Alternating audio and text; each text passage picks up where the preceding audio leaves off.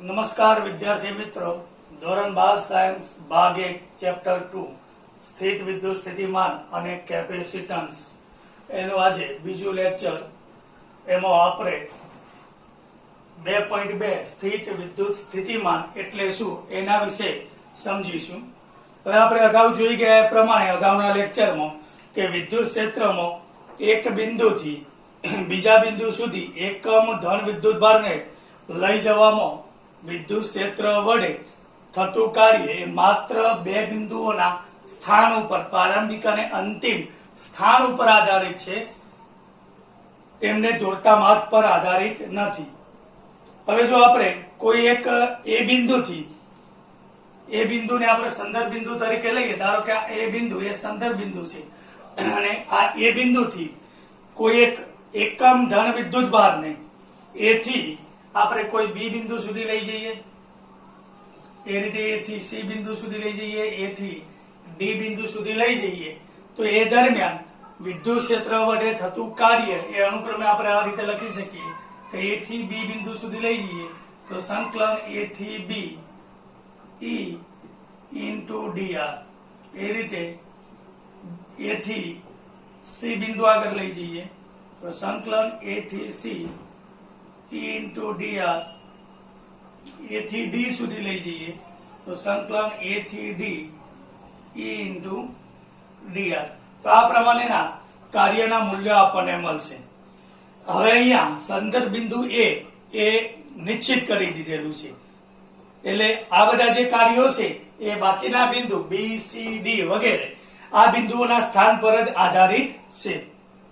હવે રહેવાચિક રીતે સંદર્ભ બિંદુ તરીકે આપણે વિદ્યુત ક્ષેત્રના ઉગમ બિંદુથી લઈ અને અનંત અંતરનું બિંદુ લેવામાં આવે છે, એટલે કે એ બિંદુથી એકમ ધન વિદ્યુત ભારને ક્ષેત્રમાંના કોઈ પી બિંદુ સુધી જો આપણે લાવવું હોય તો પી બિંદુ સુધી લાવતા વિદ્યુત ક્ષેત્ર વડે થતું કાર્ય અનંત અંતરેથી આપેલા વિદ્યુત ક્ષેત્રમાંના પી બિંદુએ આપણે એકમ ધન વિદ્યુત ભારને લાવીએ તો એ દરમિયાન થતું કાર્ય આપણે લખી શકીએ W ઇન્ફિનિટિવ થી P સંકલન ઇન્ફિનિટિવ થી P ઇન્ટુ ડીઆર, આ રીતે આપણે લખી શકીએ છીએ. એટલે અહીંયા એ માત્ર P બિંદુનું સ્થાન વિધેય બને છે, એટલે આવી ગતિ એ પ્રવેગ રહિત ગતિ બનશે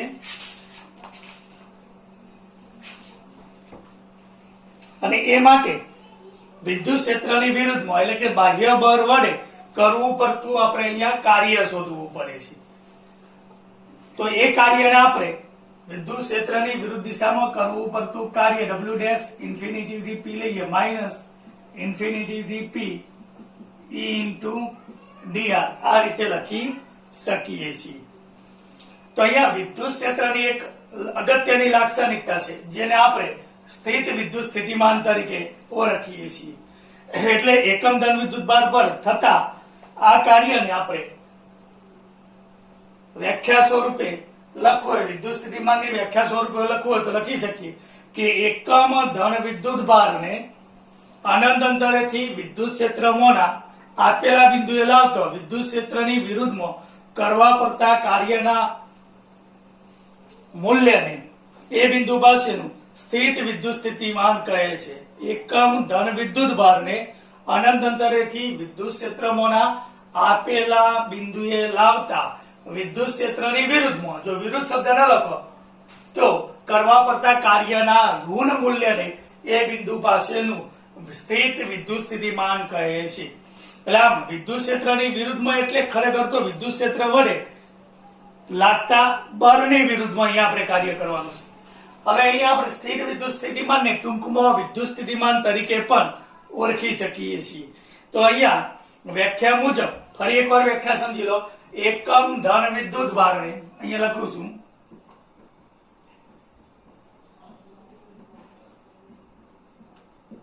એકમ ધન વિદ્યુત ભારને અનંત અંતરેથી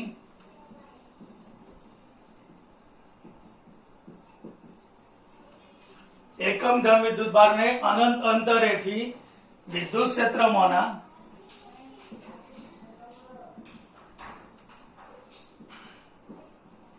વિદ્યુત ક્ષેત્રમાંના આપેલા બિંદુએ લાવતા વિદ્યુત ક્ષેત્રની વિરુદ્ધમાં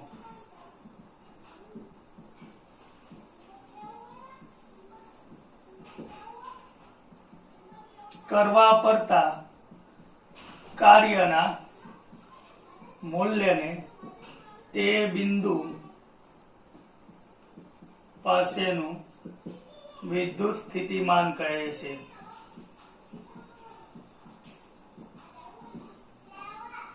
વિદ્યુત ક્ષેત્રની વિરુદ્ધ શબ્દ ન લખવો હોય તો કાર્યના ઋણ મૂલ્યને એ બિંદુ પાસેનું આપણે વિદ્યુત સ્થિતિમાન તરીકે લઈ શકીએ. તો આ વ્યાખ્યા પ્રમાણે વિદ્યુત ક્ષેત્રમાં કોઈ પી બિંદુએ વિદ્યુત સ્થિતિમાન જો આપણે વ્યાખ્યાયિત કરવું હોય તો પી બિંદુ પાસેનું વિદ્યુત સ્થિતિમાન વીપી લઈએ માઇનસ ઇન્ફિનિટી થી પી ઈ ઇન્ટુ ડીઆર લખી શકીએ આપણે. તો આ સૂત્ર ઉપરથી આપણને મળે છે. હવે આ સૂત્ર ઉપરથી બે બિંદુઓ લઈએ આપણે કે વિદ્યુત ક્ષેત્રમાં પી બિંદુએથી વિદ્યુત ભારને આપણે ક્યુ બિંદુએ લઈ જઈએ એ તો એ વખતે એનો વિદ્યુત સ્થિતિમાનનો તફાવત તો વિદ્યુત સ્થિતિમાનનો તફાવત VQ minus VP is equal two infinity થી ક્યુ બિંદુએ વિદ્યુત ભાર લાવીએ આપણે અને એ રીતે ઇન્ફિનિટી થી પી બિંદુએ વિદ્યુત ભાર લાવીએ તો E ઇન્ટુ dr માઇનસ પી બિંદુ પાસેનું વિદ્યુત સ્થિતિમાનનું સૂત્ર લખીએ ઇન્ફિનિટી થી પી E ઇન્ટુ dr. આનું આપણે સાદું રૂપ આપીએ આની લિમિટ બદલી નાખીએ તો માઇનસ નીકળી જશે એટલે Q થી ઇન્ફિનિટી લખી નાખીએ E ઇન્ટુ dr. આ માઇનસ માઇનસ પ્લસ થઈ જશે ઇન્ફિનિટી થી P E ઇન્ટુ dr. એટલે Q થી ઇન્ફિનિટી અને ઇન્ફિનિટી થી અહીંયા P આપેલું છે એટલે સીધું જ આપણે લખી શકીએ કે Q થી P અહીંયા લખું છું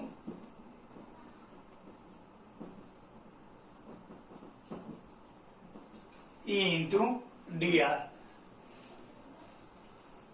VQ minus VP VQ minus VP અને માઇનસ સ્વરૂપમાં લખવું તો લિમિટ બદલી દઈએ P થી Q E ઇન્ટુ dr. આ રીતે આપણે વ્યાખ્યાયિત કરી શકીએ. અથવા અગાઉ આપણે જે સમીકરણ જોયું હતું કે સ્થિતિ ઉર્જાનો તફાવત ડેલ્ટા U બરાબર UP માઇનસ UR અગાઉ સમીકરણ હતું એના પરથી લખવું હોય તો અહીંયા એકમ ધન વિદ્યુત ભારને બિંદુ R થી P બિંદુએ લઈ જવા માટે બાહ્ય બળ વડે થતું કાર્ય એ VP minus VR is equal to UP minus UR એને વિદ્યુત ભાર વડે ભાગી નાખો UP minus UR by Q આટલું મળે છે જ્યાં VP અને VR એ P અને R બિંદુએ સ્થિત વિદ્યુત સ્થિતિમાન છે. તો આ રીતે પણ આપણે લઈ શકીએ. એટલે આમ આ સમીકરણ ઉપરથી કહી શકાય કે એકમ ધન વિદ્યુત ભારને P થી Q સુધી લઈ જતા વિદ્યુત ક્ષેત્રની વિરુદ્ધમાં કરવું પડતું આપણને કાર્ય દર્શાવે છે અથવા એ P ની સાપેક્ષમાં Q નું સ્થિતિમાન દર્શાવે છે. આમ વિદ્યુત સ્થિતિમાનના તફાવતને આપણે ઇંગ્લિશમાં પોટેન્શિયલ ડિફરન્સ અને ટૂંકમાં PD તરીકે લખી શકીએ છીએ. વિદ્યુત સ્થિતિમાનનો એકમની અહીં આપણે વાત કરીએ તો વિદ્યુત સ્થિતિમાન એટલે શું થયું તો વિદ્યુત સ્થિતિમાન એટલે એકમ ધન વિદ્યુત ભારને અનંત અંતરેથી આપેલા વિદ્યુત ક્ષેત્રમાંના કોઈ બિંદુ પાસે લાવવા માટે વિદ્યુત ક્ષેત્રની વિરુદ્ધમાં કરવું પડતું કાર્ય એટલે વિદ્યુત સ્થિતિમાન ઇઝ ઇક્વલ ટુ કરવું પડતું કાર્ય ભાગ્યા વિદ્યુત ભાર. વિદ્યુત સ્થિતિમાન એટલે કરવું પડતું કાર્ય ભાગ્યા વિદ્યુત ભાર થશે. તો એનો એકમ આપણે લઈએ તો એકમ એના ઉપરથી જૂલ પ્રતિ કરવા પડતા કાર્યનો એકમ જૂલ પ્રતિ વિદ્યુત ભાર એટલે કુલમ થશે અને વોલ્ટા નામના વૈજ્ઞાનિકની યાદમાં એનો બીજો એકમ આપણે વોલ્ટ પણ લઈએ છીએ. આના ઉપરથી એનું પારિમાણિક સૂત્ર પણ આપણે બનાવી શકીએ M1L2 T-3 A-1 આવશે M1L2 T-3 A-1 11મા ધોરણમાં પારિમાણિક સૂત્રો કઈ રીતે બનાવવા એ આપણે શીખી ગયા છીએ. એટલે આમ વિદ્યુત સ્થિતિમાન એ અદિશ ભૌતિક રાશિ છે અને સદિશ રાશિ વિદ્યુત ક્ષેત્ર પરથી વિદ્યુત સ્થિતિમાન મેળવી શકીએ છીએ. વિદ્યુત સ્થિતિમાન પરથી વિદ્યુત ક્ષેત્ર પણ મેળવીશું. બીજું અહીંયા આગળ શીખી ગયા આપણે કે વ્યવહારની અંદર વિદ્યુત સ્થિતિમાનના નિરપેક્ષ મૂલ્યનું કઈ મહત્વ નથી, એટલે કે વિદ્યુત સ્થિતિમાનનો ફેરફાર તફાવત એ વ્યવહારમાં ખૂબ જ અગત્યનો છે. આનંદ અંતરેથી આપણે સૂક્ષ્મ વિદ્યુતભાર લાવતા હોઈએ તો એ દરમિયાન કરવું પડતું કાર્ય ડેલ્ટા ડબલ્યુ લઈએ તો ભાગ્યા ડેલ્ટા ડબલ્યુ ને સૂક્ષ્મ વિદ્યુતભાર ડેલ્ટા ક્યુ વડે પણ દર્શાવી શકાય. નવી ટેક્સ્ટબુકમાં આપણને આ પ્રમાણે આપેલું છે. તો આ રીતે આપણે સ્થિત વિદ્યુત સ્થિતિમાનને વ્યાખ્યાયિત કરી શકીએ છીએ.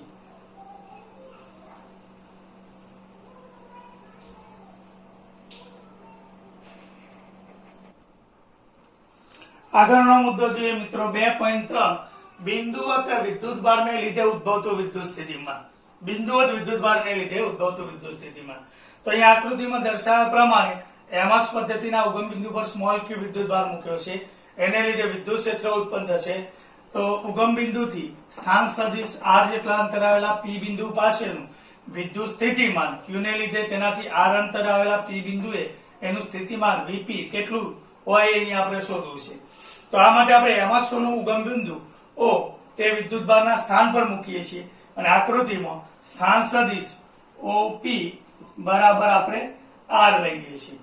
તો હવે વિદ્યુત સ્થિતિમાનની વ્યાખ્યા પ્રમાણે અગાઉ આપણે જોયું પ્રમાણે કે p બિંદુ પાસેનું વિદ્યુત સ્થિતિમાન અનંત અંતરેથી આપણે p બિંદુએ વિદ્યુતભાર લાવીએ છીએ તો Vp બરાબર માઇનસ ઇન્ફિનિટી થી p e ઇન્ટુ dr આપણને મળશે. અને બીજા સ્વરૂપમાં લખવું હોય એટલે કે પ્લસ લખવું હોય આગળ તો આપણે લિમિટ ચેન્જ કરી નાખીએ p થી ઇન્ફિનિટી e ઇન્ટુ dr મળશે. તો આ રીતે આપણે લખી શકીએ. હવે અહીંયા આપણને ખબર છે કે q વિદ્યુતભાર છે તો એને લીધે p બિંદુ પાસેનું વિદ્યુત ક્ષેત્ર કેટલું થશે, જે પહેલા ચેપ્ટરમાં આપણે શીખી ગયા. E બરાબર kq બાય r સ્ક્વેર અને r કેરેટ સ્થાન સદિશની દિશામાંનો એકમ સદિશ અહીંયા આપણે લઈએ છીએ. તો હવે આની કિંમત અહીંયા આપણે મૂકી દઈએ તો p બિંદુ પાસેનું વિદ્યુત સ્થિતિમાન હવે અહીંયા સ્થાન સદિશ r કેરેટ બરાબર dr સૂક્ષ્મ સ્થાનાંતર સદિશ ભાગ્યા એનું મૂલ્ય. તો સદિશ બરાબર એકમ સદિશ અને એના મૂલ્યનો ગુણાકાર થશે. તો આ સમીકરણમાં Vp બરાબર p બિંદુ પાસેનું વિદ્યુત સ્થિતિમાન સંકલન p થી ઇન્ફિનિટી e ની જગ્યાએ આપણે કિંમત મૂકી દઈએ અહીંયા kq by r square into r caret into dr ની જગ્યાએ કિંમત મૂકી દઈએ તો r caret into dr r caret dot r caret 1 થશે.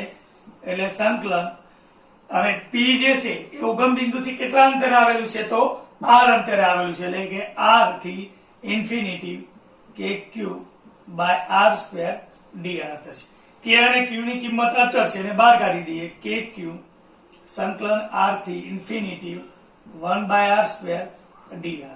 સંકલનના સૂત્ર પ્રમાણે આનું સંકલન આપણને ખબર હશે, ફરીથી અહીંયા આપણે લઈએ 1 બાય r સ્ક્વેર dr. તો એને આ રીતે દર્શાવીએ r ની -2 ઘાત dr ઉપર ઘાત આપેલી હોય તો એનું સંકલન r ની -2 ઘાત +1 ભાગ્યા -2 + 1 આટલું થશે. એટલે આ આપણને -1 બાય r મળશે. એટલે આનું સંકલન આપણે લખી નાખીએ kq -1 બાય r થી ઇન્ફિનિટી.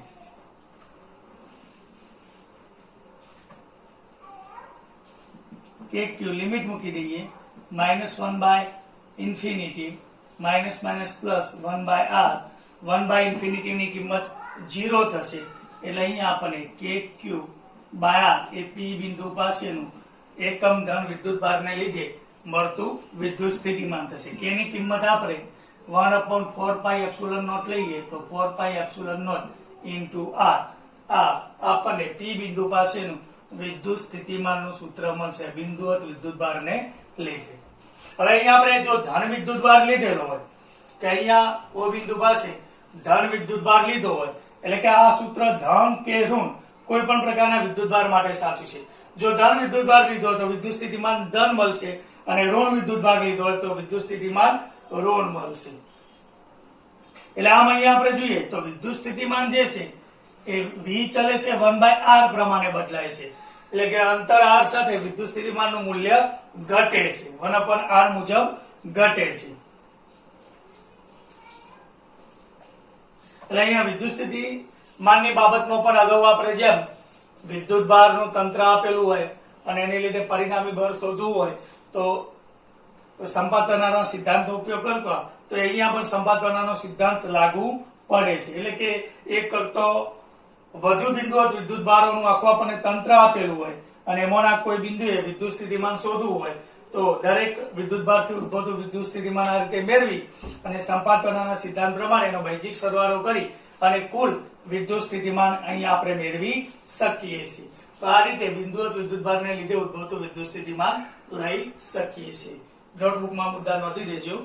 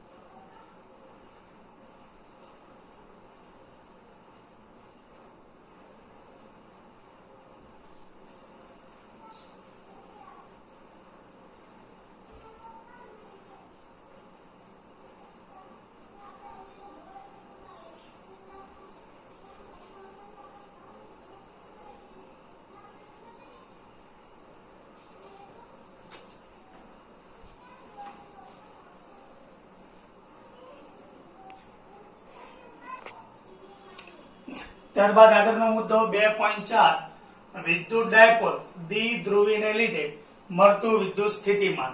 જે રીતે ચેપ્ટર 1 માં આપણે વિદ્યુત ડાયપોલને લીધે ઉદ્ભવતું વિદ્યુત ક્ષેત્ર બંને અક્ષ પરના કોઈ બિંદુ માટે વિષુવરેખા પરના કોઈ બિંદુ માટે મેળવીતું, એવી જ રીતે અહીંયા આપણે વિદ્યુત સ્થિતિમાન મેળવવાનું છે. આ સમજવા માટે અહીંયા આકૃતિમાં દર્શાવ્યા પ્રમાણે હવે આપણે વિદ્યુત ડાયપોલની વ્યાખ્યા તો ખબર છે કે એકબીજાથી પરિમિત અંતરે આપણે 2a જેટલું લઈએ છીએ.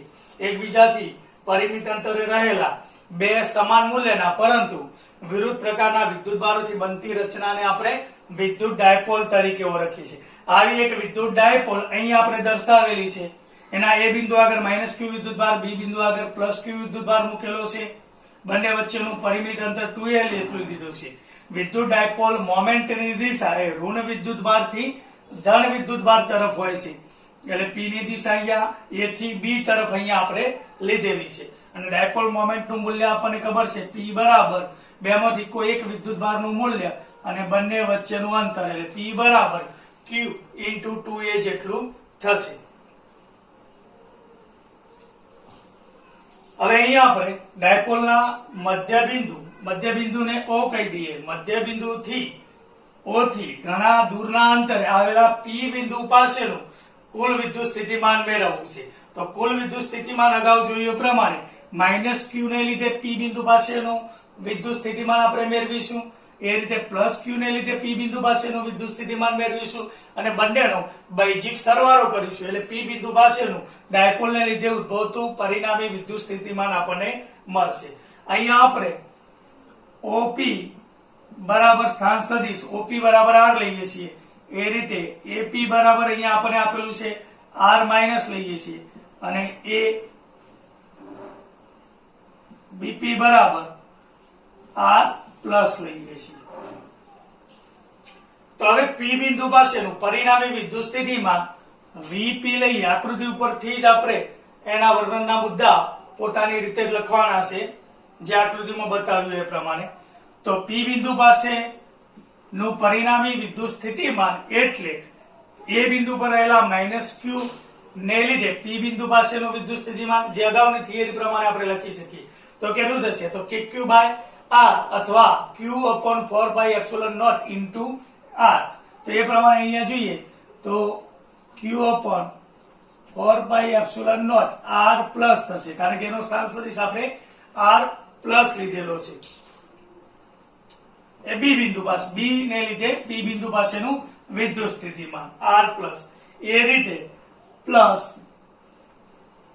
હવે એ બિંદુ પર રહેલા -q વિદ્યુતભાર ને ને લીધે P બિંદુ પાસેનું વિદ્યુત સ્થિતિમાન એ q upon, પણ એનું મૂલ્ય માઇનસ છે, 4 pi epsilon naught r minus, કારણ કે અગાઉ આપણે જોયું કે જો ધન વિદ્યુતભાર હોય તો એને લીધે ઉદ્ભવતું વિદ્યુત સ્થિતિમાન ધન થશે, ઋણ વિદ્યુતભાર હોય તો એને લીધે ઉદ્ભવતું વિદ્યુત સ્થિતિમાન ઋણ મળશે. તો આ સૂત્ર આપણને મળશે. તો Vp બરાબર અહીંયા આપણે q upon 4 pi epsilon naught અચળ કોમન કાઢીએ તો 1 by r plus plus minus minus 1 by r minus થશે. લસા લઈ લઈએ એનો આપણે q upon 4 pi epsilon naught r minus minus r plus ભાગ્યા નીચે r પ્લસ અને r માઇનસ નો ગુણાકાર થશે.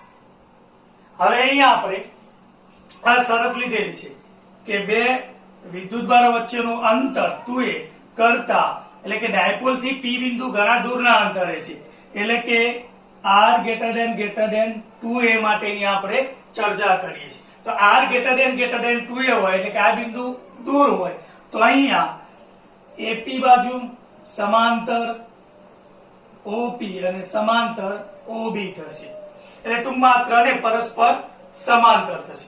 બીજું અહીંયા ખાસ ઉલ્લેખ કરવાનો છે કે અહીંયા આપણે ડાયપોલના મધ્યબિંદુ O થી ઘણે દૂર આવેલા P બિંદુએ અક્ષ સાથે જેને થીટા ખૂણો બનાવ્યો, અક્ષ સાથે થીટા ખૂણે P બિંદુ આવેલું છે, એ બિંદુ પાસેનું વિદ્યુત સ્થિતિમાન મેળવવાનું છે. તો આ સંજોગોમાં આપણે આ લઈ શકીએ છીએ. તો હવે આકૃતિ ઉપરથી બરાબર સમજો, જો આ ખૂણો થીટા હોય તો આ થીટા થશે, કારણ કે બે સમાંતર બાજુઓ અને એની છેદિકાથી બનતા ખૂણા એ સમાન હોય એટલે થીટા લઈએ છીએ. તો આ જે અહીંયા આપણને ત્રિકોણ આપેલો છે AMB માં આપણે cos થીટા લઈએ તો cos થીટા બરાબર પાસેની બાજુ અહીંયા કાટખૂણો થશે, એટલે પાસેની બાજુ ભાગ્યા કર્ણ થશે, એટલે પાસેની બાજુ અહીંયા આપણને AM થશે. હવે AM નું મૂલ્ય અહીંયા આપણે વિચારીએ તો આ અંતર આપણને r માઇનસ આપેલું છે અને આ અંતર આપણને r પ્લસ આપેલું છે, એટલે અહીંથી આ અંતરો સમાન થશે. તો આ જે આપણને am નું મૂલ્ય આપેલું છે r minus minus r plus મળશે. am ભાગ્યા કર્ણ એ આપણને ab થશે.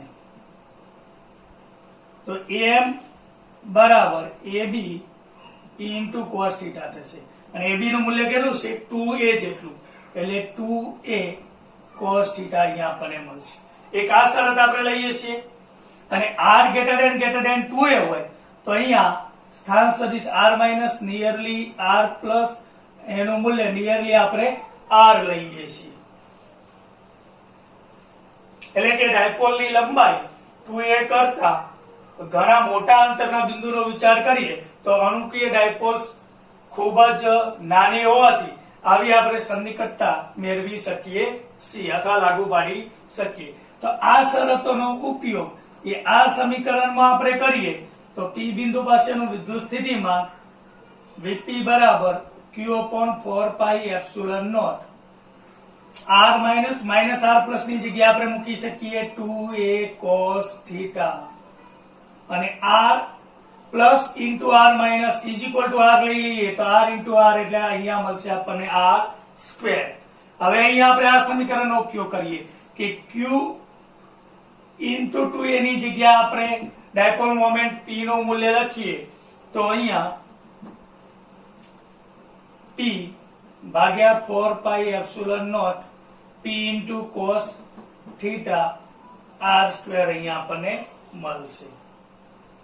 અને અહીંયા ઓપી દિશામાંનો એકમ સદિશ ને આપણે r કેરેટ તરીકે લખીએ તો અહીંયા p r કેરેટ બરાબર p cos થીટા, એટલે p cos થીટા ની જગ્યાએ આપણે સદિશ p ઇન્ટુ ઓપી દિશામાંનો એકમ સદિશ r કેરેટ લખી શકીએ. એટલે અહીંયા vp બરાબર 1/4πε0 p સદિશ ઇન્ટુ r કેરેટ ભાગ્યા r² લખી શકીએ. પણ આ સમીકરણ આપણે કોના માટે મેળવ્યું છે?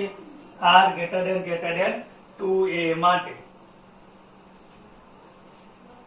હવે ખરેખર આ જે સમીકરણ છે જેમાં આપણે આ શરત લીધેલી છે એ અગાઉ આપણે જે બિંદુ ડાયપોલની વ્યાખ્યા આપી હતી, બિંદુ ડાયપોલની વ્યાખ્યા શું હતી કે q નું મૂલ્ય 10⁻∞ લઈએ, એટલે વિદ્યુતભારનું મૂલ્ય વધુ લઈએ અને બે વિદ્યુતભારો વચ્ચેનું અંતર જે છે એ 10⁻0 લઈએ તો બિંદુ ડાયપોલ માટે આ સમીકરણ વધુ સાચું છે, વધુ સન્નિકટ છે. જ્યારે વાસ્તવમાં મળતી જે ફિઝિકલ ડાયપોલ છે એના માટેનું આ મૂલ્ય જે છે આના માટે આ સચોટ મૂલ્ય આપશે અને ફિઝિકલ ડાયપોલ માટે એ આપણને એનું નજીકનું મૂલ્ય એટલે કે સન્નિકટ મૂલ્ય આપે છે. બિંદુ ડાયપોલ માટે એકદમ સાચું છે. તો અહીંયા આપણે આ કોમન સૂત્ર મેળવ્યું મિત્રો કે Vp બરાબર p cos θ ભાગ્યા 4πε0 r² અથવા એની જગ્યાએ કિંમત મૂકીએ તો p સદિશ ઇન્ટુ r કેરેટ ભાગ્યા 4πε0 r². હવે એના ઉપરથી અક્ષ પરના કોઈ બિંદુ પાસેનું, અહીંયા તો આપણે જે p બિંદુ પસંદ કર્યું હતું એ xy સમતલની અંદર હતું, અક્ષ પરનું બિંદુ નથી. તો અક્ષ પરના બિંદુ પાસેનું વિદ્યુત સ્થિતિમાન કેટલું હોય અને વિષુવરેખા પરના બિંદુ પાસેનું વિદ્યુત સ્થિતિમાન કેટલું હોય એ અહીંયા આપણે જો મેળવવું હોય, તમે આ મુદ્દા નોંધી લીધા હોય તો હું કાઢી નાખું છું, એની અંદર આપણે લખીએ છીએ. લખી નાખો મુદ્દા બાકી હોય તો.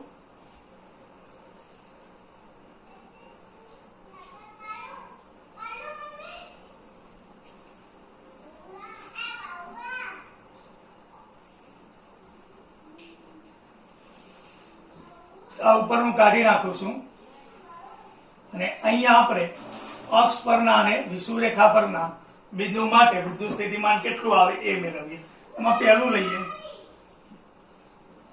અક્ષ પરનું સ્થિતિમાન, એટલે કે અક્ષ પરના કોઈ બિંદુ પાસેનું સ્થિતિમાન. તો સીધી હવે આપણે શરત જ લઈ લેવાની છે કે અક્ષ પર આપણે કોઈ બિંદુ લઈએ તો આ ખૂણો થીટા જે છે, થીટા કેટલો થઈ જશે? 0 થઈ જાય. અને આ બાજુ લઈએ આપણે એની ડાબી સાઈડ તો થીટા કેટલો થશે? પાઈ થશે.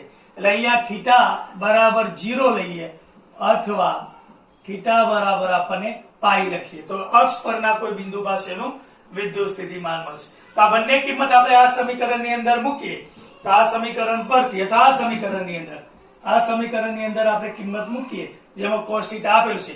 થીટાની જગ્યાએ 0 લો અને થીટાની જગ્યાએ પાઈ લઈએ. જો થીટાની જગ્યાએ 0 લઈએ તો ધન મળશે આપણને અને થીટાની જગ્યાએ, કારણ કે થીટાની જગ્યાએ જો 0 લઈએ તો અહીંયા બિંદુ મળે તો એનો નજીકનો વિદ્યુતભાર કયો છે? ધન. તો વિદ્યુત સ્થિતિમાન ધન મળશે. અને થીટા બરાબર પાઈ લઈએ અહીંયા આપણે આ ભરના કોઈ બિંદુ માટે અહીંયા તો એનો નજીકનો વિદ્યુતભાર ઋણ વિદ્યુતભાર છે એટલે એનું વિદ્યુત સ્થિતિમાન આપણને માઇનસ મળશે. એટલે અહીંયા p બિંદુ પાસેનું વિદ્યુત સ્થિતિમાન આના ઉપરથી cos 0 ની કિંમત 1 થશે અને cos π ની કિંમત -1 થશે. એટલે ભેગું લખીએ પ્લસ માઇનસ બંને વિદ્યુત સ્થિતિમાન મળશે 1/4πε0 p/r² થશે cos 0 ની અને cos π ની કિંમત મૂકતા. એ રીતે બીજું લઈએ આપણે. આ તો આપણે અક્ષ પરના બિંદુ માટેની વાત કરી. હવે બે ડાયપોલના બે વિદ્યુતભારને જોડતી રેખાના મધ્ય બિંદુમાંથી પસાર થતો લંબ જે છે એને આપણે વિષુવરેખા કહીએ. આ વિષુવરેખા પરના કોઈ બિંદુ માટે સ્થિતિમાન કેટલું હશે? એટલે કે વિષુવરેખા પરનું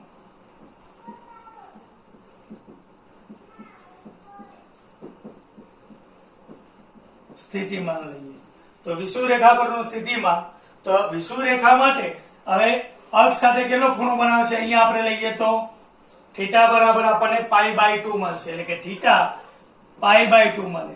અને એ કિંમત જો આ સમીકરણની અંદર મૂકવામાં આવે cos π/2, cos π/2 ની કિંમત કેટલી થશે? 0. તો એનું વિદ્યુત સ્થિતિમાન પણ કેટલું મળશે આપણને? 0 મળશે. અને અક્ષ વિષુવરેખા સિવાયના કોઈ પણ બિંદુ માટે વિદ્યુત સ્થિતિમાનનું મૂલ્ય એ આપણને થીટા ઉપર આધારિત છે. એટલે અક્ષ અને એ બિંદુ સાથે જોડતો જે સ્થાન સદિશ લઈએ છીએ એટલે કે આ પી અને આર વચ્ચેના ખૂણા પર આધારિત છે કોઈ પણ બિંદુ એ સ્થિતિમાન. તો બીજું લખવું હોય તો કોઈ પણ બિંદુ એ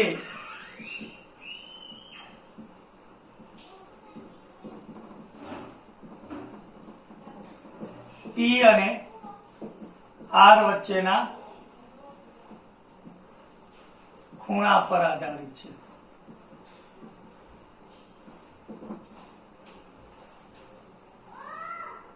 એટલે અહીંયા આપણે જોઈએ કે ડાયપોલ થી ઉદ્ભવતું સ્થિતિમાન એ અંતર સાથે 1/r² મુજબ બદલાય છે. એટલે કે r² પ્રમાણે એના મૂલ્યમાં ઘટાડો થાય છે. જ્યારે બિંદુવત વિદ્યુતભારથી ઉદ્ભવતું વિદ્યુત સ્થિતિમાન અહીંયા લખીએ v ચલે છે 1/r હતું તો એ r 1/r મુજબ ઘટતું હતું. બિંદુવત વિદ્યુતભારને લીધે ઉદ્ભવતું વિદ્યુત સ્થિતિમાન એ 1/r મુજબ ઘટતું હતું. જ્યારે અહીંયા ડાયપોલ થી ઉદ્ભવતું વિદ્યુત સ્થિતિમાન 1/r² મુજબ ઘટે છે. જ્યારે ડાયપોલ થી યાદ કરો પહેલું ચેપ્ટર ડાયપોલ થી ઉદ્ભવતું વિદ્યુત ક્ષેત્ર એ 1/r³ પ્રમાણે ઘટતું હતું. જે પહેલા ચેપ્ટરમાં આપણે જોયું હતું, અગાઉની થિયરીમાં જોયું અને આ જ થિયરીમાં અહીંયા આપણે જોયું. તો આ રીતે આપણે વિદ્યુત ડાયપોલ દ્વિધ્રુવીને લીધે ઉદ્ભવતું વિદ્યુત સ્થિતિમાન મેળવી શકીએ છીએ. તો બરાબર સમજી લેજો વિદ્યાર્થી મિત્રો.